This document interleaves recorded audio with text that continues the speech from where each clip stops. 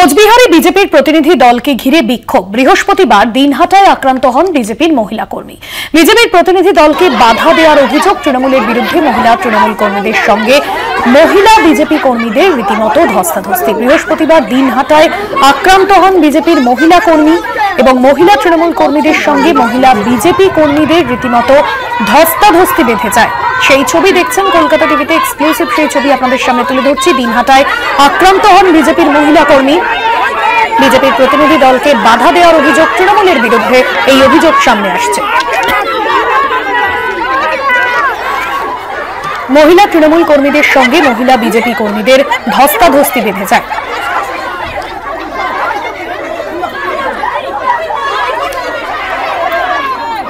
রবিউল হোসেন রয়েছেন আমাদের প্রতিনিধি ফোন লাইনে। রবিউল, ঠিক কি কারণে এই বিক্ষোভ, কি জানা যাচ্ছে এই মুহূর্তে, কি পরিস্থিতি?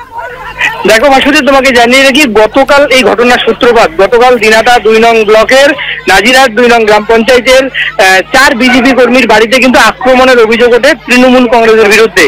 অভিযোগ, সেই সময় তৃণমূল আশ্রিত দুষ্কৃতীরা গতকাল এই 4 জন বিজেপি কর্মীর বাড়ি এবং সেই সাথে একজন অন্তঃসত্ত্বা মহিলার উপরও কিন্তু আঘাত করে।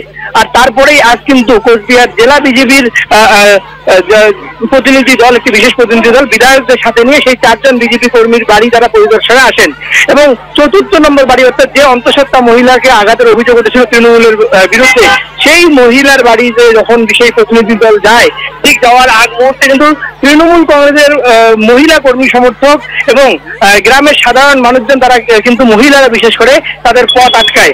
একেবারেই কিন্তু সেই তৃণমূল কংগ্রেসের মহিলা কর্মী সমর্থক থেকে শুরু করে গ্রামের সাধারণ যারা মানুষ রয়েছেন সকলের দাবি যে এইরকম কোনো ঘটনাই কালকে ঘটেনি।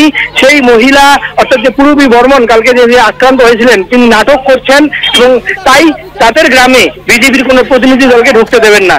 পরবর্তীতে কিন্তু বিজেপির প্রতিনিধি দলের মহিলা সদস্যরা তারা কিন্তু জোর করে সেই মহিলার বাড়িতে ঢুকতে যায় এবং ঢুকতে যাওয়ার সময় তৃণমূল কংগ্রেসের কর্মী সমর্থকরা মহিলারা যখন বাধা দেয়, এক পর্যায়ে কিন্তু উভয়ের মধ্যে হাতাহাতি এবং বচসা সৃষ্টি হয়। এবং যদিও পরবর্তীতে কিন্তু বিজেপির প্রতিনিধি দল সেই বাড়িতে ঢোকার চেষ্টা করে এবং ঢোকে এবং পরবর্তীতে পুলিশ প্রশাসনের হস্তক্ষেপে কিন্তু পরিস্থিতি কিছুটা নিয়ন্ত্রণে আসে এবং এই মুহূর্তে এলাকা উত্তেজিত থাকলেও বিজেপির যে প্রতিনিধি দল রয়েছে তারা কিন্তু সেই এলাকা থেকে তারা কিন্তু বেরিয়ে গিয়েছে।